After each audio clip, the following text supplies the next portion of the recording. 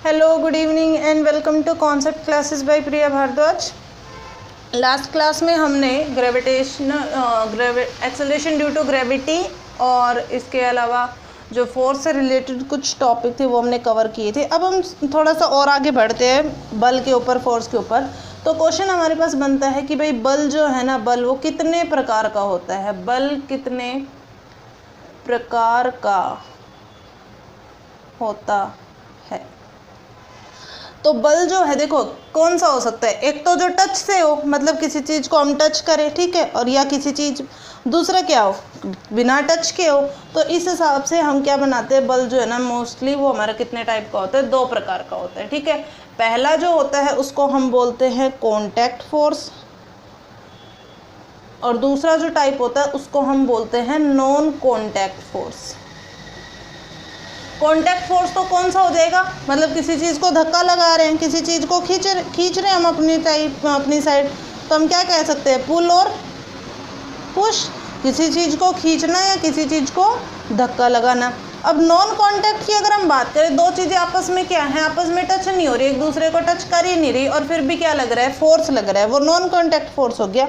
तो ये जो नॉन कॉन्टैक्ट फोर्स होता है ना, ये हमारा डिवाइड हो जाता है फिर आगे चार टाइप में। पहला तो जो है वो हमारा गुरुत्वीय या गुरुत्वाकर्षण बल हम बोल देंगे, जिसको गुरुत्वाकर्षण बल या ग्रेविटेशनल फोर्स। दूसरा अगर हम बात करें तो दूसरा हमारा कौन सा होता है, स्थिर वैद्युत, या हम बोल सकते हैं इलेक्ट्रोस्टैटिक फोर्स, स्थिर वैद्युत बल।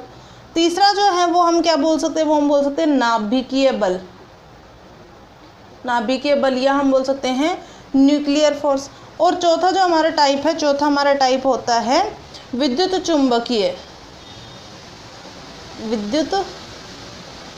चुंबकीय इलेक्ट्रोमैग्नेटिक फोर्स, विद्युत चुंबकीय बल। अब जो नाभिकीय बल है ये अगेन डिवाइड हो जाता है दो पार्ट में। अगेन डिवाइड किस में हो जाता है, दो टाइप में डिवाइड हो जाता है। तो पहला जो होता है, इसका पहला तो बोला जाता है भाई फीबल, या हम बोल सकते हैं दुर्बल नाभिकीय बल।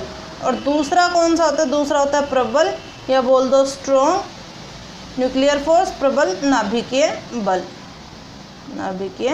बल। ये दो टाइप का होता है हमारा। आगे जो नाभिकीय बल उसको हमने डिवाइड कर दिया।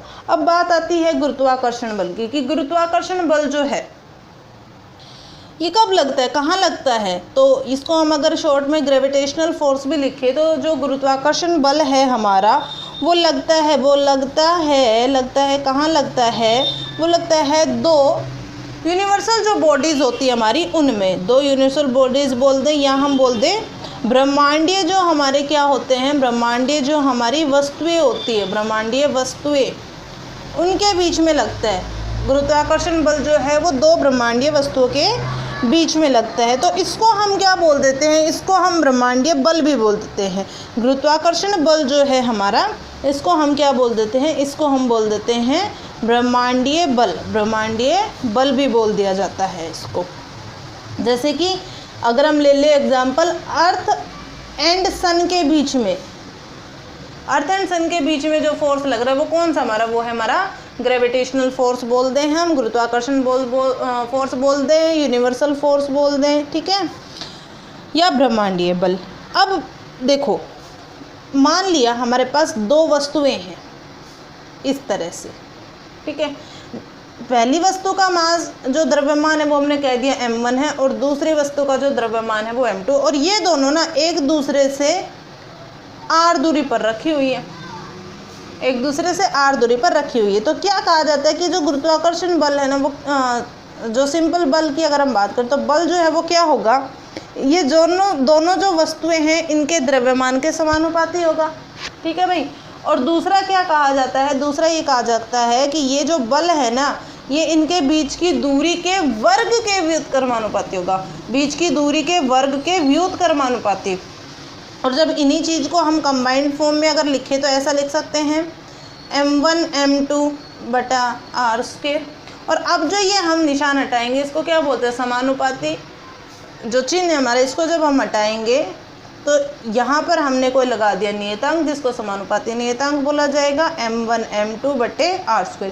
ये जो g है ना, ये हमारा किसको बता रहा है, ये हमारा बता रहा है गुरुत्वाकर्षण बल को, ग्रेविटेशनल फोर्स को। अब पूछा जाता है कि भाई ये जो गुरुत्वाकर्षण बल है इसकी खोज किसने की थी। तो देखो आपने बहुत बार सुना होगा कि न्यूटन के सर पर जो सेब गिरा था तभी से इसकी शुरुआत हुई थी। तो इसकी जो खोजकर्ता हैं, खोजकर्ता का नाम पूछा जाए तो किसने खोज करी थी इसकी, सबसे पहले जो खोज है वो किसने करी थी, न्यूटन ने इसकी खोज करी थी। इसके बाद भाई ऐसा पूछ लिया जाए कि g का जो गुरुत्वाकर्षण हमारा क्या आया, अभी बल आया, गुरुत्वाकर्षण नियतांक जिसको हमने बोला, उसका भाई उसका मात्रक क्या होगा, g का जो मात्रक होगा वो क्या होगा। तो देखो अभी हमने f बराबर क्या निकाला, g m1 m2 बटा r², ऐसा ही हमने निकाला।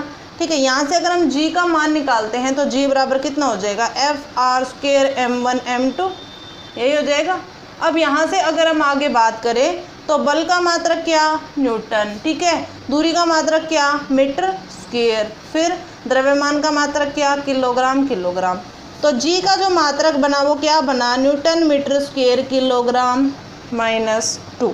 ये क्या हो गया, ये हो गया गुरुत्वीय बल का मात्रक हो गया। ठीक है, अब इसका जो मान होता है, जो इसका गणितीय मान होता है g का, वो कितना होता है, वो होता है 6.67 गुणा 10⁻⁻11 न्यूटन मीटर स्क्वायर किलोग्राम -2। ये इसकी वैल्यू बिल्कुल फिक्स होती है, यही हमें याद रखनी है। इसके बाद एक इम्पोर्टेंट क्वेश्चन आता है, इम्पोर्टेंट क्वेश्चन हमारे पास आता है, मान लो इस तरह से हो, ब्रह्मांड में दो वस्तुएं जिनका द्रव्यमान 1-1 किलोग्राम है, दोनों वस्तुओं का द्रव्यमान 1-1 किलोग्राम है तथा इनके मध्य दूरी 1 मीटर है, तो बल कितना लगेगा, दूरी 1 मीटर है तो बल कितना लगेगा। देखो अगर हम मान रखें तो F बराबर हमारे पास द्रव्यमान क्या दे रखा है, द्रव्यमान है 1 गुणा 1, दूरी की बात करें, दूरी कितनी है हमारे पास 1, तो 1 का स्क्वायर कर दिया, और g का मान हमें पता है, हमें क्या रखना है 6.67 गुणा 10⁻11। तो ये हमारे पास कितना आ जाएगा 6.67 गुणा 10⁻11 न्यूटन। बल पूछा है तो -11 क्या हो जाएगा, न्यूटन हो जाएगा। ठीक है भाई, इसके बाद जो सैटेलाइट वगैरह लॉन्च करते हैं, सैटेलाइट से रिलेटेड कुछ हम क्वेश्चन कर लेते हैं। देखो इम्पोर्टेंट क्वेश्चन है कि वस्तु जो पृथ्वी के गुरुत्वाकर्षण, पृथ्वी के हम यहाँ पर लिखें गुरुत्वाकर्षण क्षेत्र से बाहर चली जाए तो कौन सा वेग लगता है या कौन सा वेग दिया जाता है। कहने का मतलब कि कितना वेग हम किसी वस्तु को दें कि वो पृथ्वी के गुरुत्वाकर्षण क्षेत्र से बाहर चली जाए। ठीक है, तो ये जो वेग दिया जाता है, ये वेग क्या कहलाता है, सबसे पहले ये जो वेग है ये हमारा कहलाता है पलायन वेग। ये वेग क्या कहलाता है, पलायन वेग, या हम इसको क्या बोल सकते हैं, एस्केप वेलोसिटी।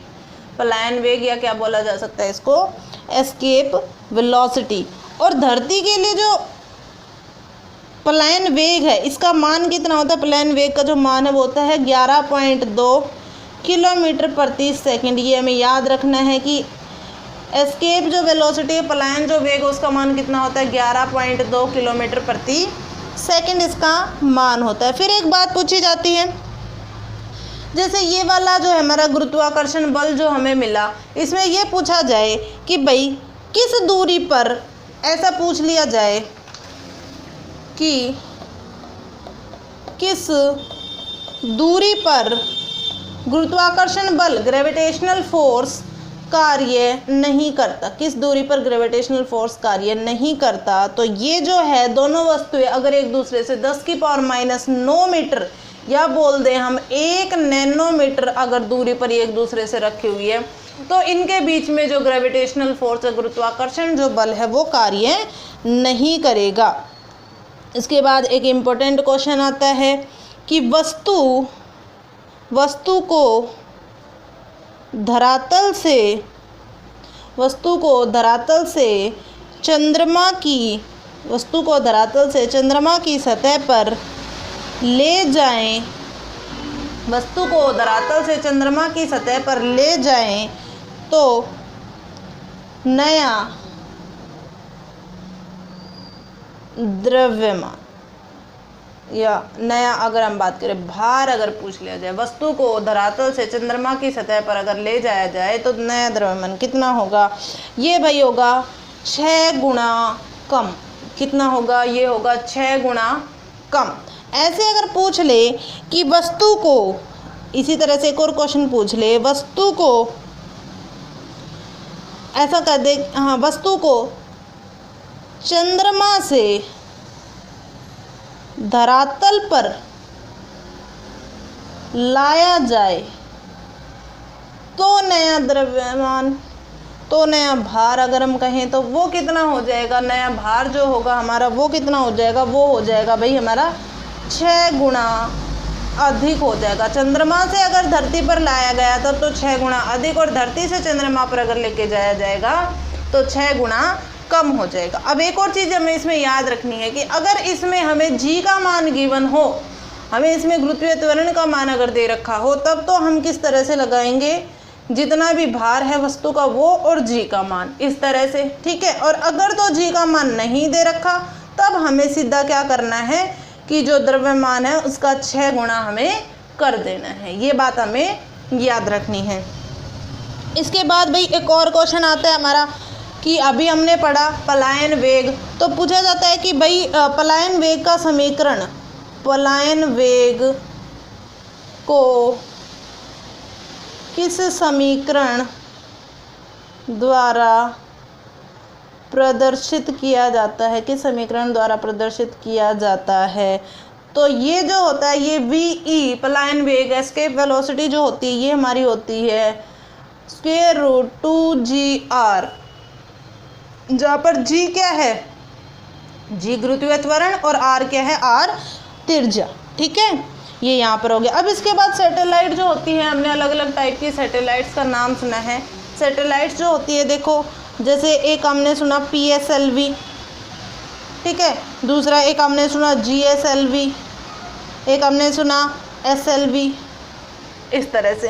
तो सबसे पहले अगर हम बात करें SLV की, तो SLV का फुल फॉर्म क्या होता है? देखो ये क्या होता है? S से बनता है स्पेस, ठीक है, L से बनता है लॉन्चिंग, स्पेस लॉन्चिंग, और V से बनता है व्हीकल, स्पेस लॉन्चिंग व्हीकल।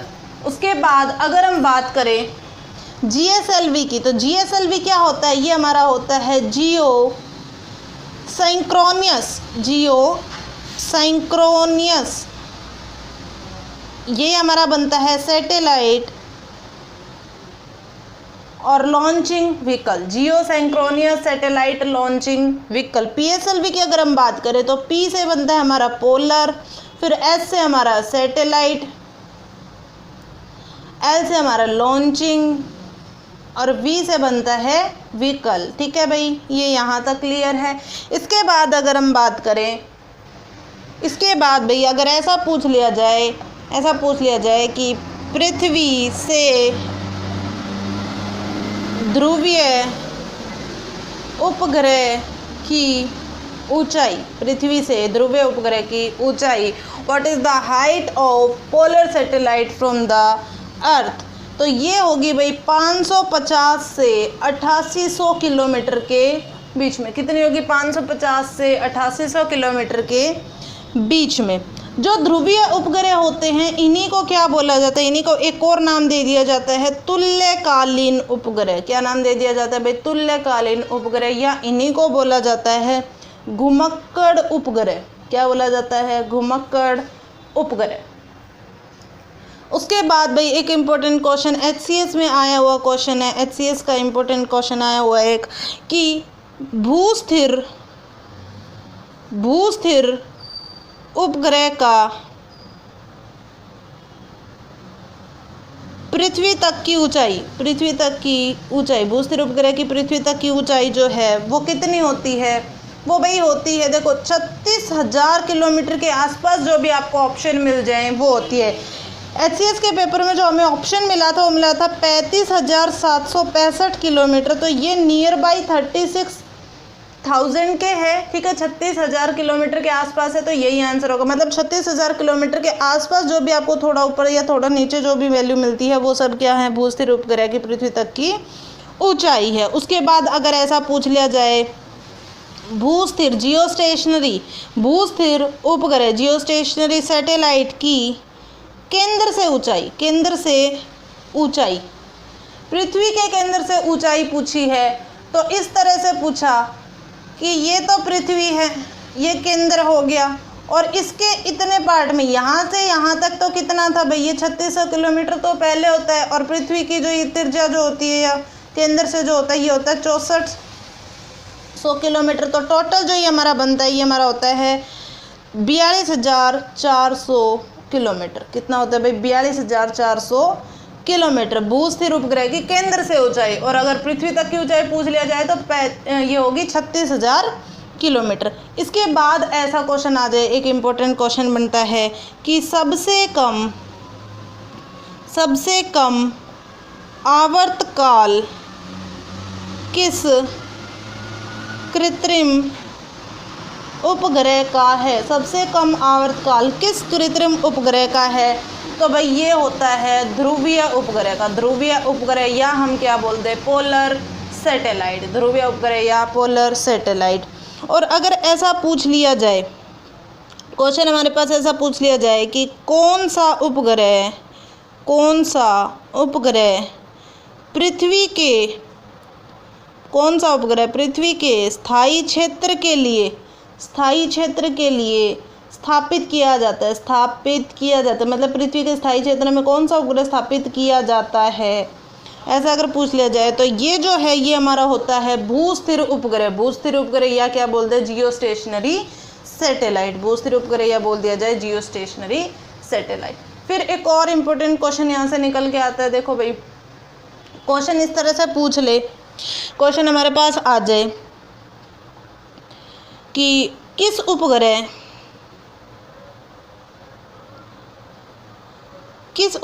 का आवर्तकाल पृथ्वी के आवर्तकाल के समान है? किस उपग्रह का आवर्तकाल पृथ्वी के आवर्तकाल के समान है? तो ये भाई है, ये है भूस्थिर उपग्रह, भूस्थिर या जियोस्टेशनरी सैटेलाइट। और इसका जो आवर्तकाल है वो कितना है? वो है 24 घंटे। कितना है इसका आवर्तकाल? इसका आवर्तकाल है 24 घंटे। इसके बाद एक और क्वेश्चन हमारे पास ऐसा पूछ लिया जाए कि ध्रुव मार करने वाला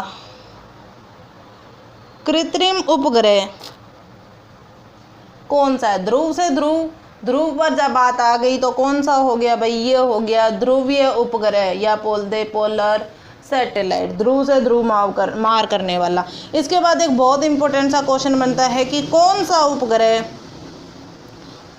उपग्रह मौसम की जानकारी देता है? मौसम की जानकारी, वेदर की इंफॉर्मेशन कौन देता है? मौसम की जानकारी देता है। कौन सा उपग्रह देता है? तो जो घूमने वाला है, घूमने वाला कौन? घुमक्कड़ कौन है? ध्रुवीय उपग्रह जो घूम कर हमें क्या देगा? हमें जानकारी देगा मौसम की।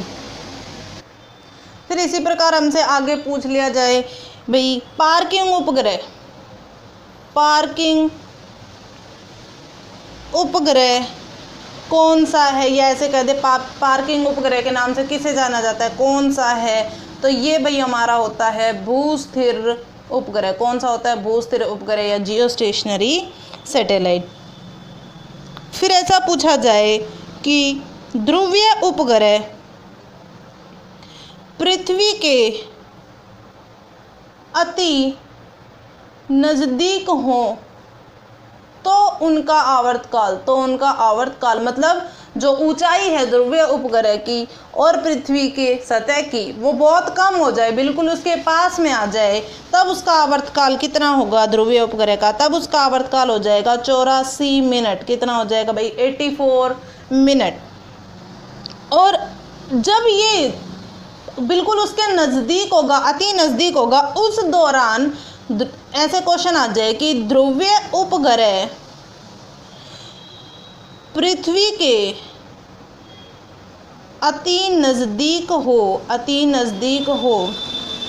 तो कक्षीय वेग होगा। अब इस दौरान इसका जो कक्षीय वेग होगा वो कितना होगा? तो आपको याद रखना है ये होगा 8 किलोमीटर प्रति मिनट। क्या याद रखना है? 8 किलोमीटर प्रति मिनट। फिर एक ऐसा क्वेश्चन पूछ लिया जाए कि किसी भी उपग्रह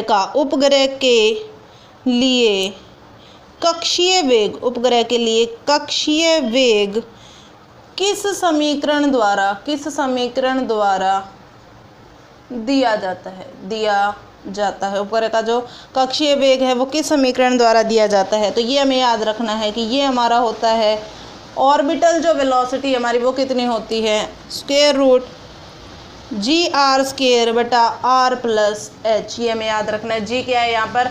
गुरुत्वीय त्वरण। r जो है वो क्या है? त्रिज्या है। और h जो है वो क्या है? वो है ऊंचाई। इसी में आगे अगर हमसे ऐसा पूछ लिया जाए कि पलायन वेग तथा कक्षीय वेग में संबंध है, ऐसा पूछ लिया जाए कि पलायन वेग तथा कक्षीय वेग में संबंध है, तो पलायन वेग जो होता है वो क्या होता है? वो 2 गुना होता है स्क्वायर रूट 2 किसका? v0 ऑर्बिटल वेलोसिटी का। ठीक है। और अगर हम इसके आगे बात करें तो यहाँ से अगर हम ऐसा कह दें कि ऊंचाई जो है वो 0 हो जाए, सिंपल देखो, ऊंचाई जो है ध्रुवीय उपग्रह की ऊंचाई बहुत कम हो जाए, मतलब नियर बाई 0 हो जाए, तो ये कैंसिल कितना बचा भाई? ये g r बचा। और पलायन वेग जो हमारा होता है, पलायन वेग हमारा कितना होता है? √2gr। ठीक है। तो ये कितना हुआ? √2 गुना ऑर्बिटल वेलोसिटी का। और अगर हम इसका मान भी लिखना चाहें तो √2 का मान कितना होता है? 1.414। और ये क्या हो गया? इसकी ऑर्बिटल वेलोसिटी या ये हम बोल दे कक्षीय वेग। इसके बाद एक ऐसा क्वेश्चन हमसे पूछ लिया जाए कि यदि जो दिया गया वेग है वो कम हो कक्षीय वेग से, दिया गया वेग कम हो कक्षीय वेग से, तो वस्तु किस स्थान पर होगी? तो वस्तु कहाँ होगी? मतलब किसी वस्तु का जो वेग दिया गया है वो v है और उसका कक्षीय वेग कितना है? v0। और ये जो दिया गया वेग है वो कम हो जाए कक्षीय वेग से, तो वस्तु कहाँ होगी? तो वस्तु जो है वो धरातल पर गिर जाएगी, धरातल पर गिरेगी। अभी ऐसा पूछ ले कि भाई गिरेगी तो कैसे पथ में गिरेगी? तो ये गिरेगी भाई सर्पिलाकार पथ में ऐसे घूमते हुए ये धरती पर गिरेगी। और अगर ऐसा पूछ लिया जाए कि भाई अगर ये दोनों वेग ही बराबर हो जाए, दिया गया वेग और कक्षीय जो वेग है दोनों बराबर हो जाए, तो वस्तु बोल दो या उपग्रह बोल दो, वो कहाँ होगा या कहाँ होगी? तो ये जो है ये क्या होगी? ये उसकी कक्षा में स्थापित हो जाएगी। और अगर कक्षा में स्थापित होगी तो पथ उसका कैसा होगा? वृत्तीय पथ उसका कैसा हो जाएगा? इस दौरान उसका जो पथ होगा वो कैसा हो जाएगा? वृत्तीय पथ। फिर एक और बात इसी से रिलेटेड ऐसा पूछ ले भाई कि अगर दिया गया वेग अधिक हो जाए, कक्षीय वेग से दिया गया वेग अधिक हो जाए, तो वस्तु कहाँ होगी? तो वस्तु जो है वो क्या करेगी? वो कक्षा को क्रॉस कर जाएगी।